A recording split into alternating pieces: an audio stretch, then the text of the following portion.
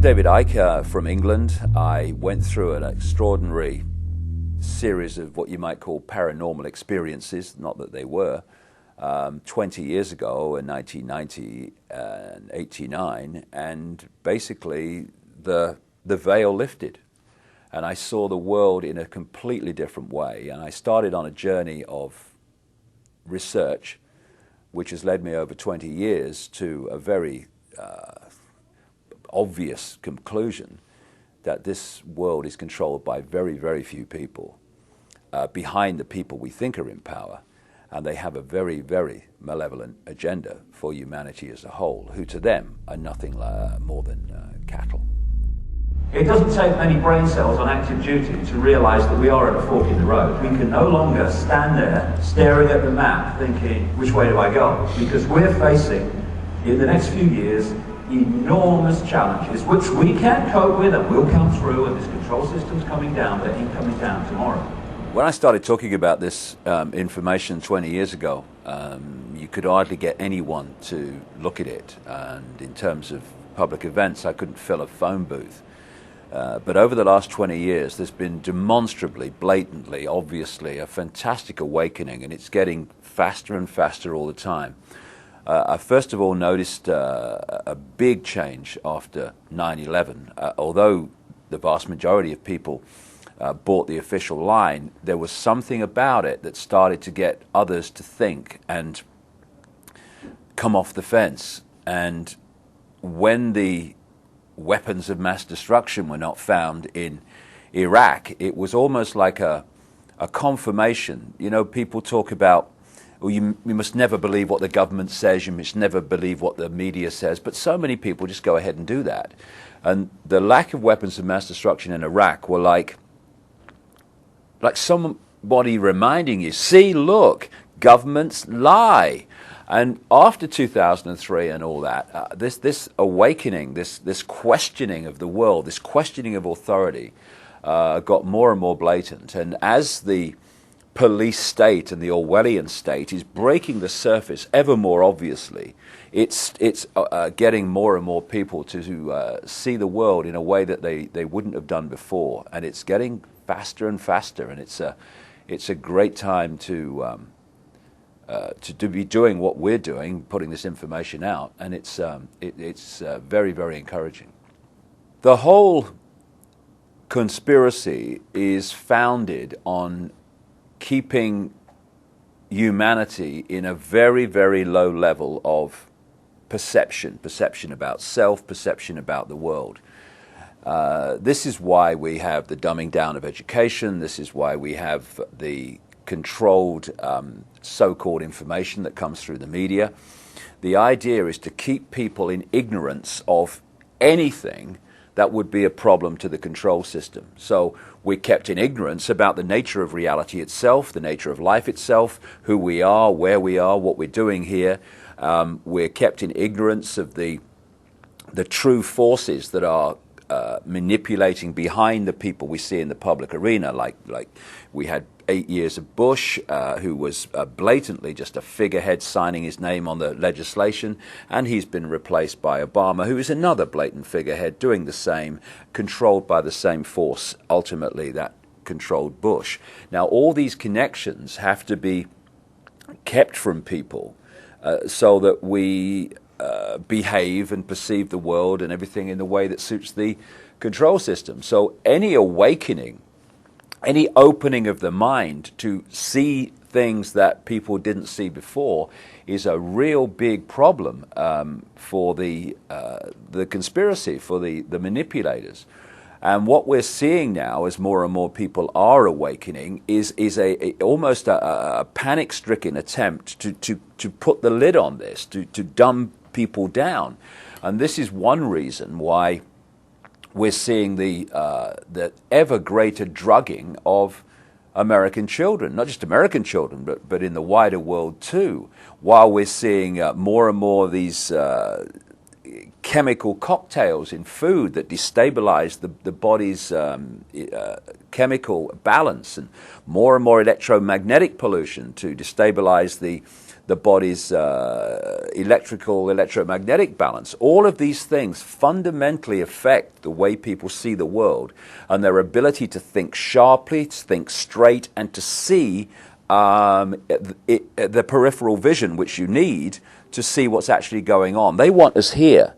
And what an awakening mind does is start to do this. And when you do that, you start to connect dots that you can't actually see here. What we're looking at now is an irresistible force, I would suggest, which is the gathering awakening of humanity coming face to face with what thinks it's the immovable object, the conspiracy, but isn't, as we'll see, although it's going to take some years before that becomes obvious.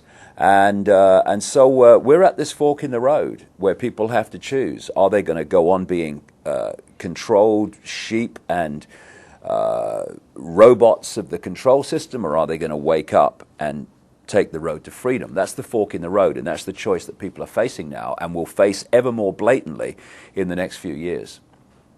When you look at the bloodline families and the control system that they oversee, it seems that they are all-powerful. They control the media ownership level and at key positions within it. They control the corporations, the cartels of oil, of pharmaceuticals, etc. They control the forces of law enforcement and the military, ultimately. But one thing they don't control is the numbers.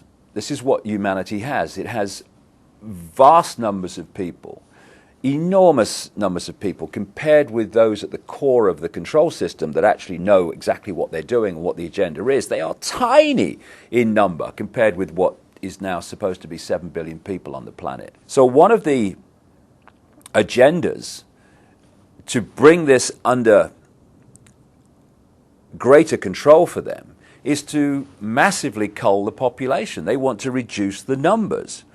Now, if you want to remove lots of people, you can do it by injecting stuff into people's arms and they just keel over dead. But if you do that, and of course there is some of that goes on, but if you do that, the other people lined up are going to say, excuse me, I ain't having whatever they've had. So you do it in a more subtle way, and you target the defense mechanism that everyone has called the immune system.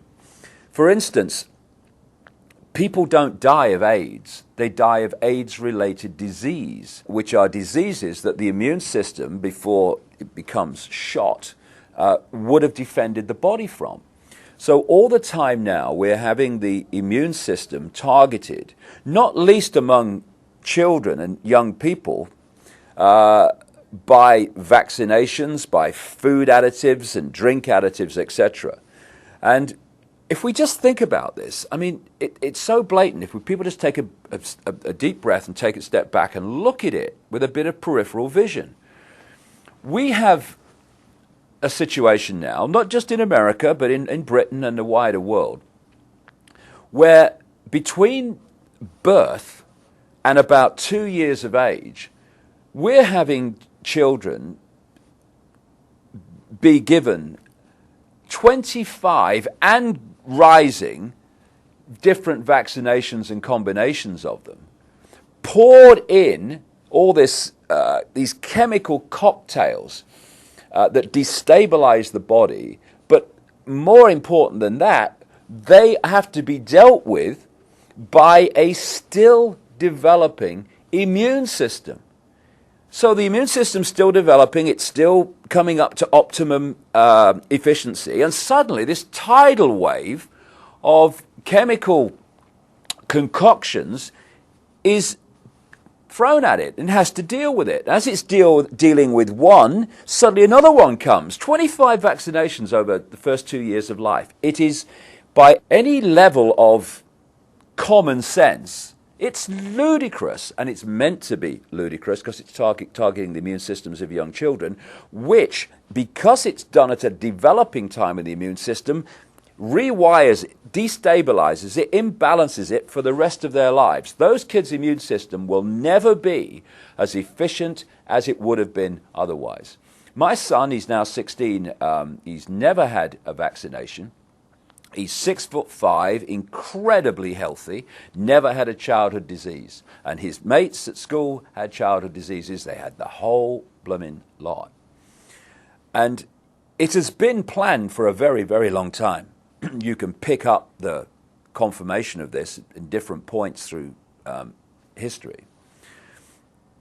To have a situation where you manipulate a mass global vaccination program to target the population at one time. We're seeing this now with the swine flu. I was told in 1997 by a CIA scientist who asked to meet me to get lots of information out that he couldn't, that in 1997, in the secret projects and the underground bases, they had microchips that were so small they could be inserted into people through a hypodermic needle in vaccination programs, and that was the plan. All these years later, of course, we now have a name for this technology. We call it nanotechnology. And he was saying that the plan was to use vaccination programs to insert these microchips. Then you look at other examples of this. For instance, in 1969, there was a doctor called Dr. Richard Day, who was head at the time of Planned Parenthood, which of course is a eugenics organization, which used to have eugenics in its name. And he told doctors in Philadelphia, or Pittsburgh, I think, Pittsburgh, in 1969, a series of things that he said were going to happen in the years to come to transform society and bring in this control system.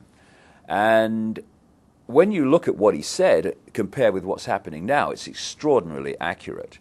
And some of the areas he covered were that they were going to create new viruses in laboratories that were resistant to drugs, that they were going to use that to cull the population, that they were going to use vaccinations to cull the population, and also that they were going to change the way that healthcare treated old people so that more and more old people died and didn't go long into life, because from their extraordinarily sick perspective, old people are useless to them.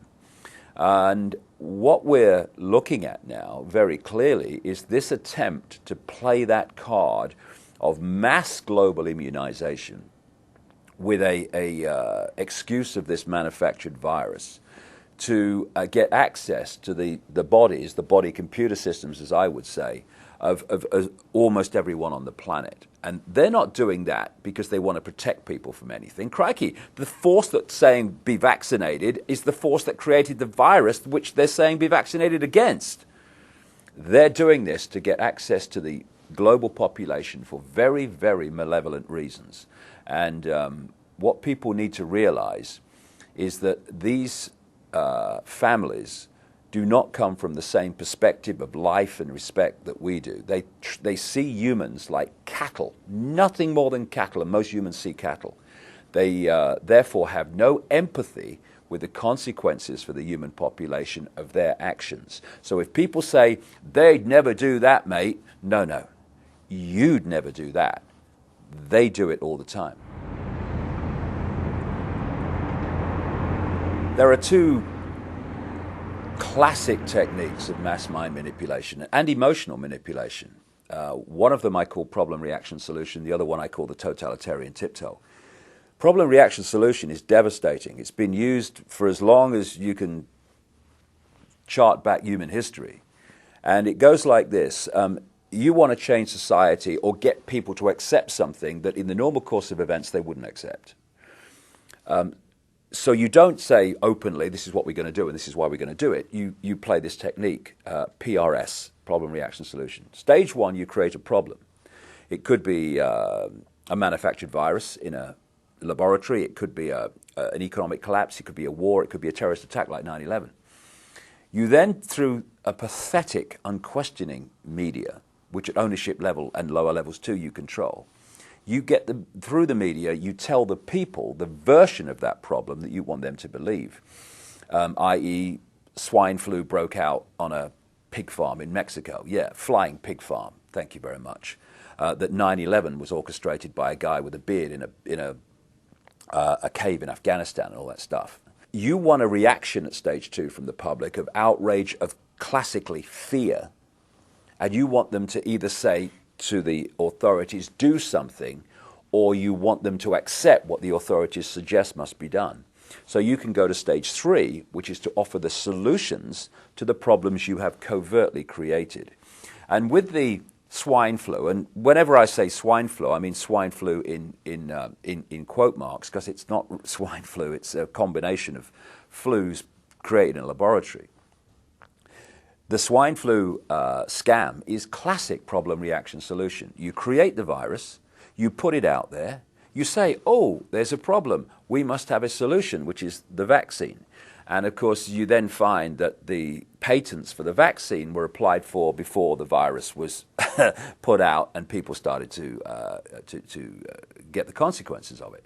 It's quite obviously a blatant scam, and through the mainstream media that doesn't connect these dots, which are there to be connected to anyone with a brain cell on active duty, the vast majority of the public go along with it. But what's really encouraging at this point where I speak is the number of people who are saying no to this, and their backbones need to stay stiff when the pressure comes on more and more to accept it, to say no and keep saying no, because this vaccination program is a key fundamental brick, plank, whatever you want to call it, within this whole agenda. And if we can throw a spanner in the works of this and have vast numbers of people refuse the vaccine, it actually throws a spanner in the works of so much more that is due to come along afterwards. People have asked me over the years, what's planned? And I've said, read 2 books, George Orwell's 1984 and Aldous Huxley's Brave New World. The latter was published in 1932. Orwell's book was in 1948. Because these two had access to the agenda through something called the Fabian Society, they weren't writing from imagination. They had an understanding of where this was supposed to go. And in Brave New World, you have Aldous Huxley describing a society in which children are disconnected from their parents, where they're bred in laboratories, and where drugs are used to get the children to, and as they become adults, the whole population, to love their servitude and not rebel against it. And we are now seeing quite blatantly the movement to remove children from their parents. It's been done through what I call the totalitarian tiptoe, step by step by step by step, where more and more parental rights are taken by the state, more and more and more, and where the school becomes ever more powerful in the control it has over the children. And now we're moving into areas that we have, staggeringly extreme as they may seem, they're no longer rare. This is commonplace. Where in Britain, and I know from the research I've done for the book I'm writing at the moment, it's happening in America and elsewhere, where the authorities are taking children away from their families for the most extraordinary reasons. I'll give you an example, and like I say, this is not rare.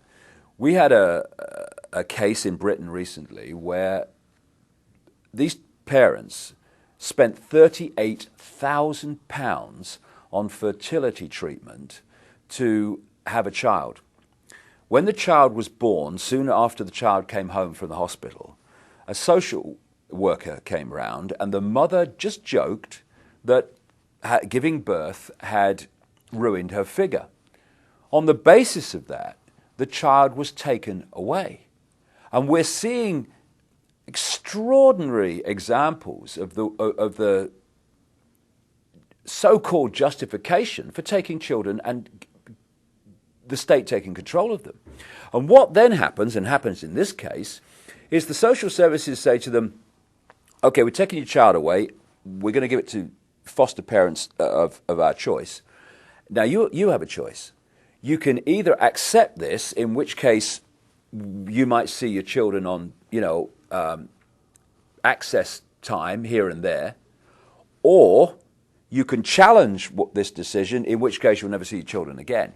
And the decisions are then made in secret family courts, which are not allowed to be reported by the media, where a single judge is making the decisions.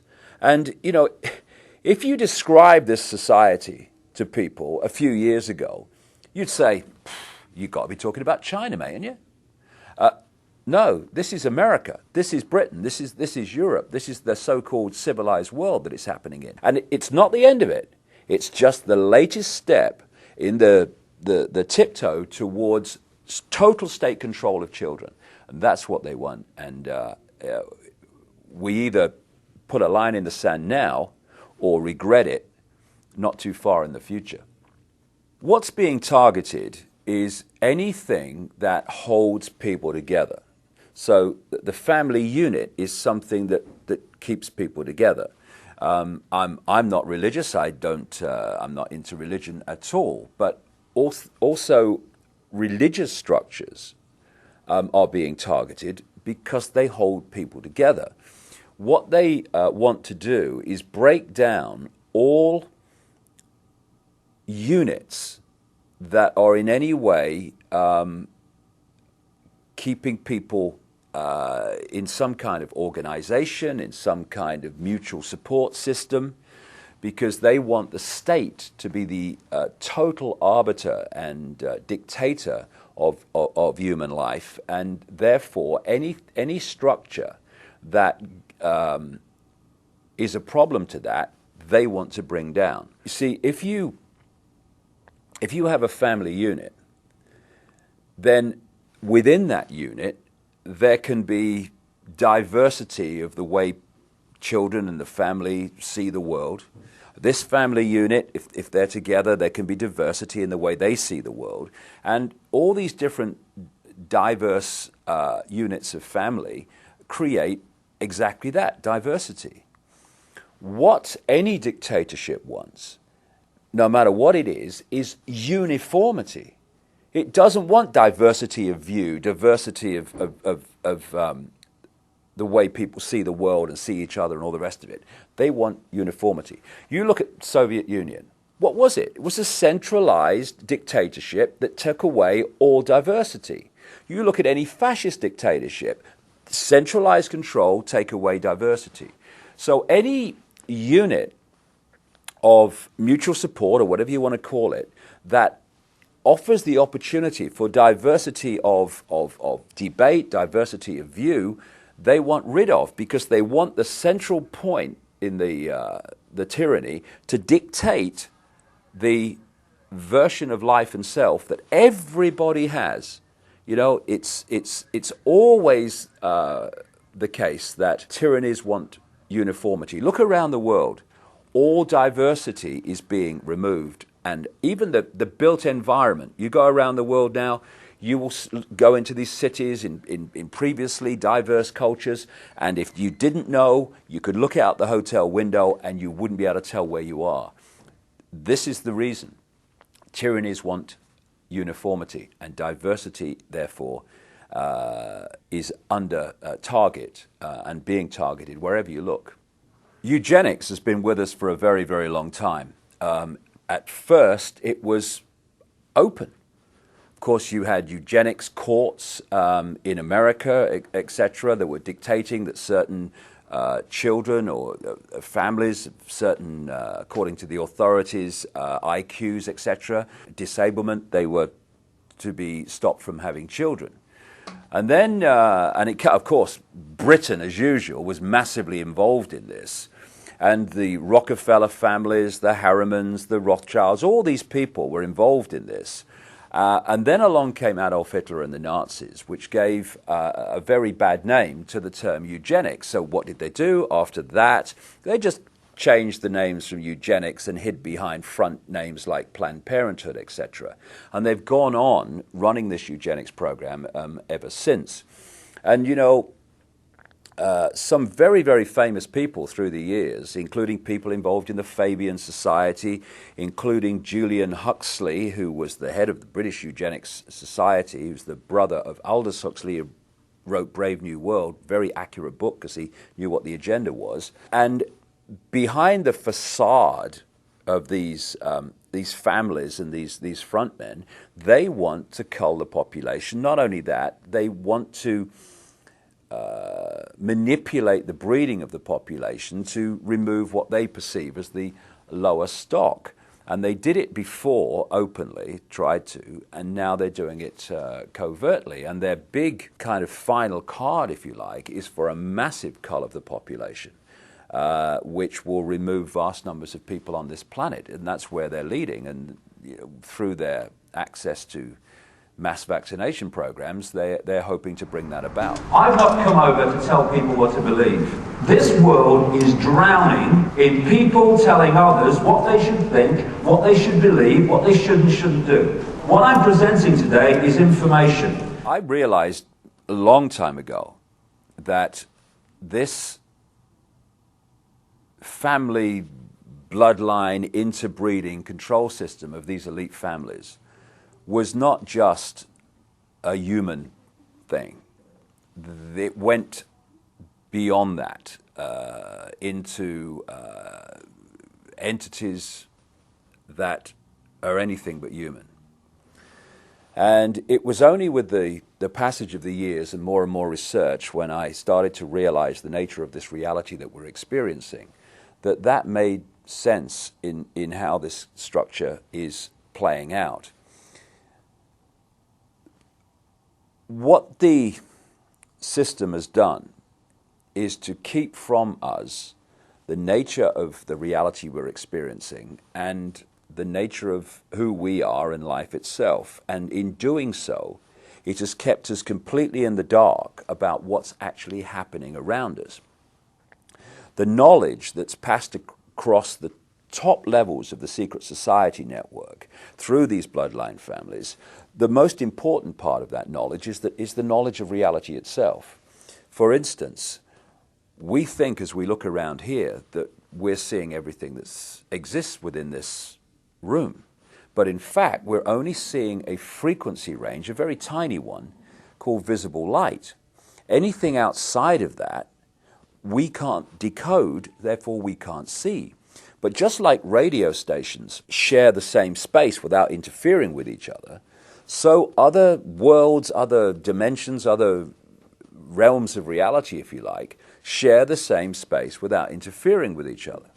However, just as with radio, if you've got two stations that are very close on the dial, then one will be the dominant one, but another one, you'll get what we call interference from it. It's the same with these various realities that share the same space. It's what mainstream science calls parallel universes. Just outside of the frequency range of visible light, there are entities that are anything but human who have been manipulating this reality, this world, for eons. And because they are working on, operating on a frequency that's different to ours, they have to manipulate our world through conduits. I mean, interfaces. For instance, when you see scientists in a laboratory, they want to work with material that's very dangerous. So the material will be in a big glass tank, and they will be outside the tank, and they'll put on those gloves, and they can work from outside the tank into the tank and do what they have to do. It's very, very similar in theme to what these Illuminati bloodlines have been bred for. They are bred to be the vehicles within visible light, this world that we experience, of these entities. And if you go back and you look at religious beliefs, etc., of the ancients and the accounts of the ancients, these entities, which go under different names, some people call them the serpent race, some people call them demonic. In the Islamic culture, they call them jinns, all different names, but the same entities. The bloodlines are interbreeding incessantly and have been right back to ancient Babylon and Sumer and Egypt, etc., and beyond, because they are holding a certain genetic code which allows the possession, another ancient common theme from as far back as you can track right to today, a genetic code which allows these entities to possess these particular bloodline families within the reality that we experience, and these families are therefore simply vehicles of these demonic entities. You research any of these families, be it the Rothschilds, the Rockefellers, Greenspan, Alan Greenspan, any of these people, you will go eventually into black magic, blood-drinking human sacrifice rituals where they make sacrifices to the gods. And these gods are these entities which feed off human energy and feed off human blood too. So people accept, yes, long ago people used to use human sacrifice to the gods, yes, and all the rest of it. And they think, oh no, we're kind of civilized now. Well, some of us are, but these bloodlines are not, and they're just continuing to do today covertly what they were openly doing in the past. And they are interacting with these entities all the time in their rituals. That's why they do all these rituals. That's why they drink the blood. And ultimately, they are possessed by these entities. And this brings about a simple situation. You've got the entities, let's call them demonic entities for want of a word. They're operating just outside of this visible light reality that we experience. They use the bloodline families as their vehicle to manipulate this reality. They take over their mental, what passes for their emotional processes, their physical processes. And what that means is when these bloodline families go into positions of power, what we're actually doing is seeing these entities go into those positions of power.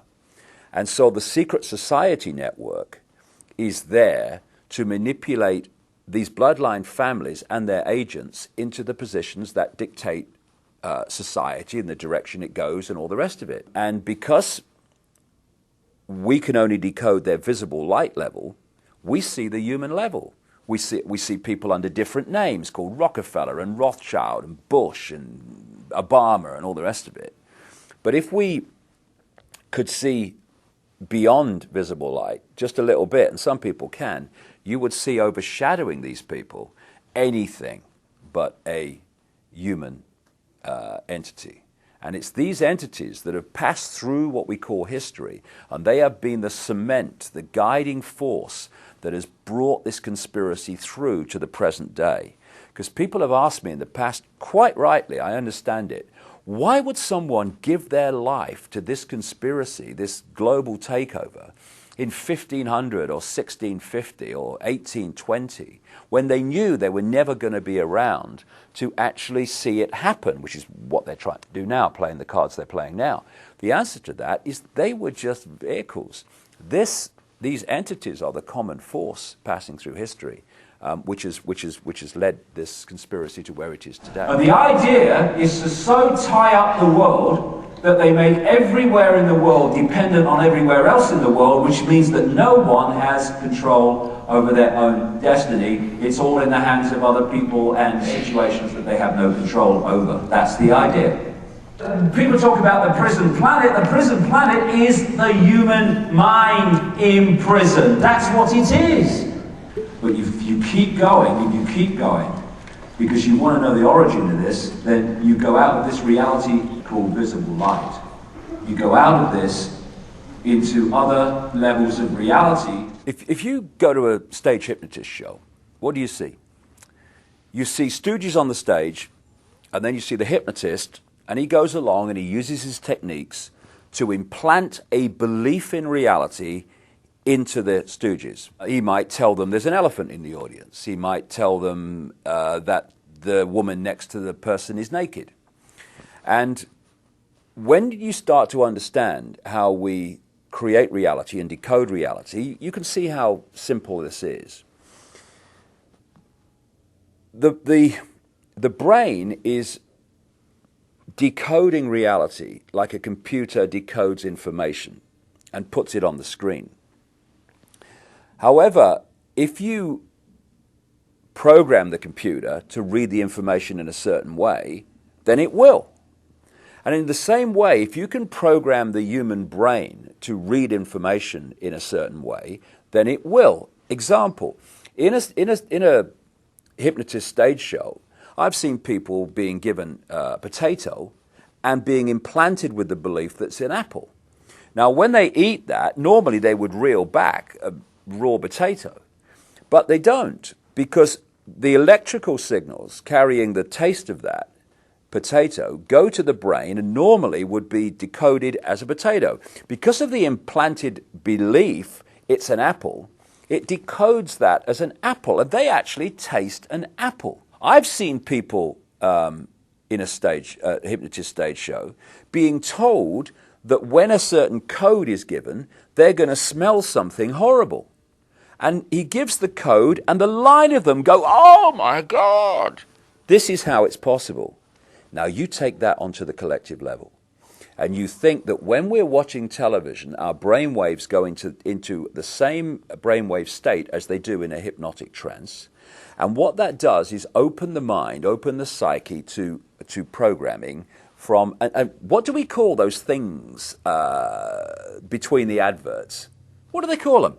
Programs, television programs. It's television programming. So we think of a hypnotist programming people in a stage show, but the media, not least through television, is constantly programming the human psyche with a sense of itself, a sense of the world, a sense of what's happening in the world, a sense of what to think about people like politicians and Obama, what to think about the way the system works. If we succumb to that program, and vast numbers of programming, and vast numbers of people do, then we're simply going to go through robotically, just like the Stooges on a stage hypnotist show, and we're going to react to the world, and we're going to behave in a way that we've been programmed to behave in. And this programming is 24/7. And another aspect of this program we laughingly call education. If you were sitting around a table, I don't know, a century or so ago, and you said, right, okay, we want to turn out children as the adults we want them to be, so they're easily controllable, they're easily manipulatable, and they'll see the world and themselves the way we want them to see it. Now, any ideas around the table how we could do this? Someone might say, well, I'm not sure they'll have this, but I tell you what would be perfect. We take the children from their parents at a very, very early age, and throughout their formative years, up through school and college and university, we have control of what goes into their heads, into their minds, like at least 5 days a week, most days of the year. That would be perfect, because we turn out almost everyone to see the world the way we want them to see it. Well, that's exactly what they've done. And now we're having Obama talking about having American children at school for longer and all the rest of it. And it's all part of the process of, giving the children more time under the state's control and influence than the parents, and also having more time to program the young people to see the world and become the adults that they want them to be. There's one area that's very important to understand in how people apparently come out of nowhere to positions of power and influence. Like they say, or lots of people believe, that Obama came out of nowhere. He was prepared for a very long time to do what he's doing now. These people do not do ad lib. They don't do make it up as you go along. It's all projected a long way forward. And it's also extraordinary the number of people, even in the apparently lower positions of power and influence within the church, within entertainment, etc., who turn up as expressions of this bloodline elite. And I've understood this over the years, having met people who've been on the inside. I'll give you one example. I communicated with a guy who lives in America now, living under another name, but he was an unofficial Rothschild. His father was the guy who started the Rothschild wine estates in France. And he told me how the Rothschilds and these bloodline families not only interbreed with many different women to produce the bloodline, but they actually have sperm banks, because the sperm bank holds the genetic code that they operate on.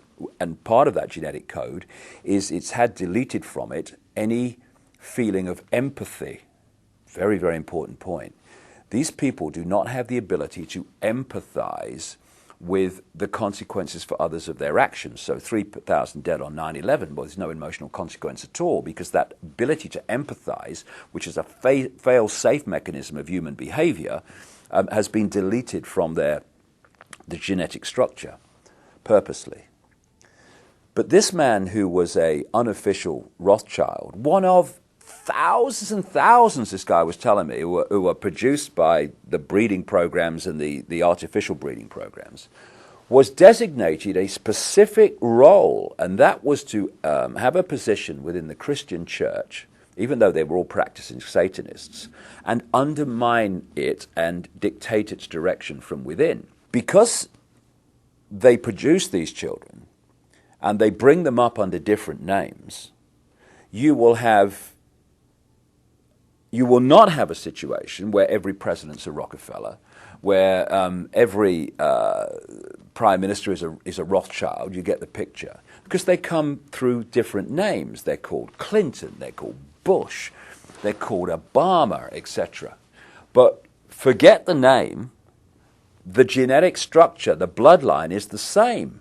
And this bloodline filters down, not just at from the high positions, but right out into mainstream society.